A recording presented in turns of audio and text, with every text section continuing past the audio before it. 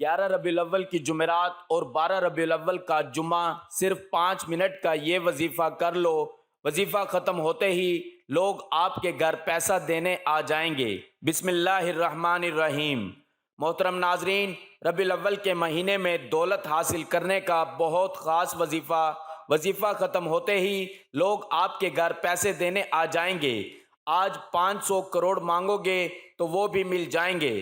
قرآن پاک کی یہ ایک سورت جس گھر میں ہر روز پڑھی جائے گی وہ گھر چند دنوں میں ہی کروڑ پتی بن جائے گا۔ یہ سورت بے پناہ طاقت کی سرچشمہ ہے۔ جس گھر میں ہر روز یہ سورت پڑھی جاتی ہے وہ گھر چند دنوں میں ہی کروڑ پتی بن جاتا ہے۔ جن کا کاروبار ٹھپ ہو چکا ہو اور رزق اس کے گھر میں آنے کا سوچ ہی نہیں رہا، یہ ایک سورت کا وظیفہ بتائے گئے طریقے کے مطابق کر لے گا، انشاءاللہ تعالی وہ گھرانہ خوشحال ہو جائے گا۔ اگر آپ بھی چاہتے ہیں کہ آپ کی تقدیر اور قسمت بدل جائے تو آج کا یہ وظیفہ بہت ہی مستند اور مجرب ہے۔ جو شخص کسی کاروباری اعتبار سے یا مال و دولت کی وجہ سے پریشان ہے، اس شخص کو چاہیے یہ وظیفہ کثرت کے ساتھ چلتے پھرتے پڑھ لے۔ انشاءاللہ تعالی وہ شخص ہر قسم کے نقصانات سے بچ جائے گا۔ اس عمل کی برکت سے انشاءاللہ تعالی اللہ پاک آپ کے رزق اور کاروبار میں بے پناہ برکتیں اور فضیلتیں عطا فرمائے گا۔ آپ کے رزق اور مال و دولت کو کشادہ کرے گا، ہر پریشانی سے بچائے گا، ہر مصیبت اور دکھ سے محفوظ ہو جائے گا۔ دنیا بھر میں کوئی بھی شخص اس کے ساتھ زیادتی نہیں کر سکے گا۔ ہر جگہ اس شخص کو کامیابی ہی کامیابی ملے گی۔ اگر وہ کوئی بھی کاروبار کرے گا یا تجارت کرے گا اس کو دگنا نفع ہوگا، یعنی اگر وہ شخص مٹی میں ہاتھ ڈالے گا تو وہ بھی سونا بن جائے گی۔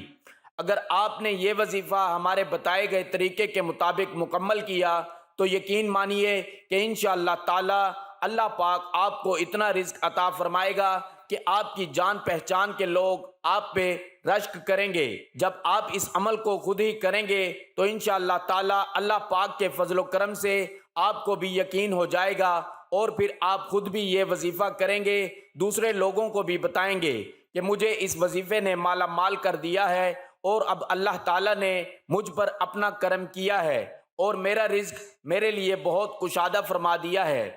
آپ نے یہ وظیفہ صرف اور صرف اللہ پاک کی ذات پر ہی کامل یقین کرتے ہوئے کرنا ہے۔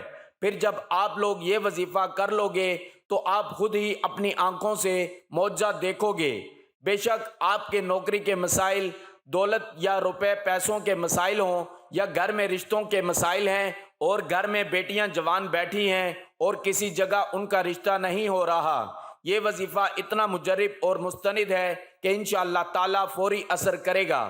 اس لیے ناظرین، یہ ایک چھوٹی سی سورت کا وظیفہ ہے جس کو ہم سورت قریش کہتے ہیں۔ یہ قرآن مجید کے آخری سپارے یعنی 30ویں سپارے میں ہے۔ آپ نے اس سورت کو کس طرح سے پڑھنا ہے، کس وقت پڑھنا ہے اور کتنی تعداد میں پڑھنا ہے، یہ ہم انشاءاللہ تعالی آپ کو تفصیل سے بتائیں گے۔ یہ عمل آپ کو ہر شر سے محفوظ کر دے گا، ہر نقصان سے آپ کو محفوظ کر دے گا، ہر حادثے سے محفوظ رکھے گا۔ انشاءاللہ تعالی خواتین اور مرد حضرات اس عمل سے فائدہ حاصل کر سکتے ہیں۔ اگر آپ نے وظیفے کو صدق دل کے ساتھ اور مکمل یقین اور اعتماد کے ساتھ کر لیا تو انشاءاللہ تعالی آپ کی زندگی سنور جائے گی۔ آپ صرف اس سورت کو پڑھ لیں، یقین جانیں آپ اپنے دشمنوں کی چیخو پکار سنیں گے، اور اس طرح یہ عمل آپ کو کاروبار کے اندر اتنی ترقی دے گا اور اللہ تعالیٰ خوب مال و دولت عطا فرمائے گا۔ جو بندہ یقین کے ساتھ عمل کو کرتا ہے وہ لازمی کامیاب ہوتا ہے۔ اس عمل کو کرنے کے بعد آپ کو ناکامی نہیں ہوگی اور پھر ہر جگہ کامیابی ہی کامیابی ہوگی۔ بس آپ نے اس کو اچھی نیت سے پڑھنا ہے۔ اگر آپ اس عمل کو کرنے سے پہلے نیت نہیں کریں گے تو فائدہ نہیں ہوگا، کیونکہ ایک حدیث پاک کا مفہوم ہے کہ تمام عملوں کا دار و مدار نیتوں پر ہے، تو پھر نیت کرنا بہت ضروری ہے۔ اگر آپ کا کاروبار بند ہے اور کوئی گاہک نہیں آتے، یا اگر کوئی بھول کر دکان پر بھی آ جائے تو بغیر کچھ خریداری کے ہی واپس چلا جاتا ہے، اور دکان میں کوئی رش نہیں ہے اور سارا دن ذلیل و خوار ہو کر بھوکے پیاسے بیٹھے رہتے ہیں کیونکہ دکان میں اتنی خریداری بھی نہیں ہوتی، کچھ کھانے کے لیے خرید سکیں، الٹا نقصان اٹھا کر ہی گھر آ جاتے ہیں۔ ان بھائیوں کے لیے میرا مشورہ ہے کہ جب آپ اپنے کاروبار پر جائیں وہاں پر کھڑے ہو کر اس عمل کو کرنا شروع کر دیں۔ انشاءاللہ تعالی اللہ پاک کے فضل و کرم سے خوب گاہک آئیں گے اور بہت ہجوم ہوگا۔ اگر آپ یہ چاہتے ہیں کہ آپ کی دکان پر رش ہو اور آپ کا سارا مال بک جائے، آپ ہر روز ہی اس عمل کو کریں، انشاءاللہ تعالی آپ کو نفع بھی ملے گا اور ترقی بھی ملے گی۔ آپ یہ عمل کسی بھی وقت کر سکتے ہیں اور کسی بھی جگہ کر سکتے ہیں۔ اگر آپ چاہیں تو آپ یہ عمل ہر روز بھی کر لیں تو زیادہ بہتر رہے گا۔ اسلامی سال کا تیسرا مہینہ ربیع الاول ہے، جو فیوز و برکات کی بدولت ایک مبارک مہینہ کہلاتا ہے۔ اس مہینے کی سب سے بابرکت بات یہ ہے کہ اسی مہینے میں 12 ربیع الاول کو ہمارے پیارے نبی کریم صلی اللہ علیہ وآلہ وسلم دنیا میں تشریف لائے۔ اسی مہینے میں آپ صلی اللہ علیہ وآلہ وسلم کا نکاح حضرت خدیجہ رضی اللہ تعالی عنہ سے ہوا۔ آپ صلی اللہ علیہ وآلہ وسلم نے اسی مہینے کی 13 تاریخ کو اسلام کی پہلی مسجد قباء اور 18 تاریخ کو مسجد نبوی کا سنگ بنیاد رکھا اور ان مساجد کی تعمیر میں صحابہ کرام کے ساتھ مل کر حصہ لیا۔ اسی طرح 25 ربیع الاول کو غزوہ دومتہ الجندل واقعہ ہوا، جس میں مسلمانوں کو جنگ لڑے بغیر فتح حاصل ہوئی۔ دومتہ الجندل حکومت روم کی حدود میں صوبہ شام کا ایک سرحدی شہر تھا، جہاں گرد و نواح کے علاقوں میں ڈاکوؤں اور لٹیروں کا بسیرا تھا، جو وہاں سے گزرنے والی تجارتی قافلوں اور مسافروں کو لوٹ لیا کرتے تھے۔ ڈاکوؤں کی طاقت اور دہشت اس قدر پھیلی ہوئی تھی کہ کوئی بھی ان کی سرکوبی کے لیے تیار نہ تھا۔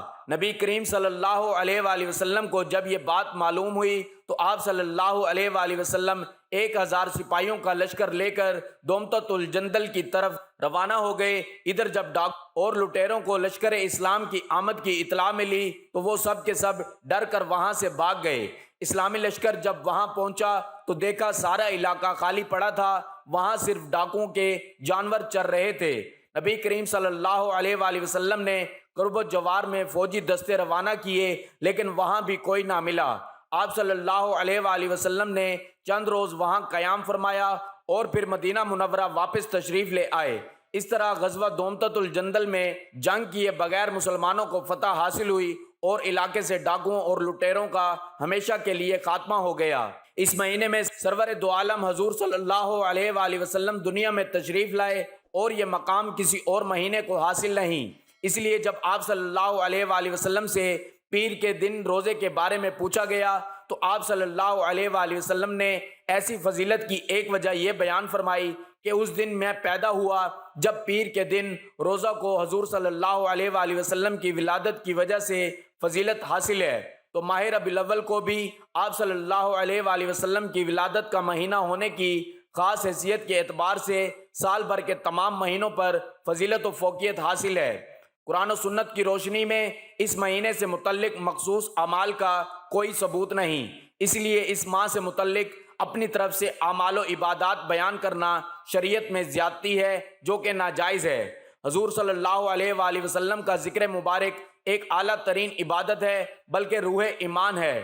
آپ کی ولادت، آپ کا بچپن، آپ کا شباب، آپ کی دعوت، آپ کا جہاد، آپ کی عبادت و نماز، آپ کے خلاف رحمت و شفقت، آپ کا اٹھنا بیٹھنا، سونا جاگنا، آپ کی ایک ایک ادا اور ایک ایک حرکت اور سکون امت کے لیے اسوہ حسنہ اور اکسیر ہدایت ہے، اور اس کا سکھانا، اس کا مذاکرہ کرنا اور دعوت دینا امت کا فرض ہے۔ آپ صلی اللہ علیہ وآلہ وسلم کی سیرت طیبہ کے ایک ایک نقشے کو اپنی زندگی کے ظاہر و باطن پر اس طرح آویزاں کیا جائے کہ آپ صلی اللہ علیہ وآلہ وسلم کے ہر امتی کی صورت و سیرت، چال ڈال، رفتار و گفتار، اخلاق و کردار آپ صلی اللہ علیہ وآلہ وسلم کی سیرت طیبہ کی تصویر بن جائے اور دیکھنے والے کو نظر آئے کہ یہ محمد رسول اللہ صلی اللہ علیہ وآلہ وسلم کا غلام ہے۔ جہاں بھی موقع ملے آپ صلی اللہ علیہ وآلہ وسلم کے ذکر خیر سے ہر مجلس و محفل کو معطر کیا جائے۔ آپ صلی اللہ علیہ وآلہ وسلم کے فضائل و کمالات اور آپ صلی اللہ علیہ وآلہ وسلم کے بابرکت اعمال اور طریقوں کا تذکرہ کیا جائے۔ اس لیے اس مہینے کے بہت سے فضائل اور برکات ہیں۔ اب آپ نے کرنا یہ ہے کہ جب آپ اس عمل کو شروع کریں تو اچھی طرح سے وضو کر لیں۔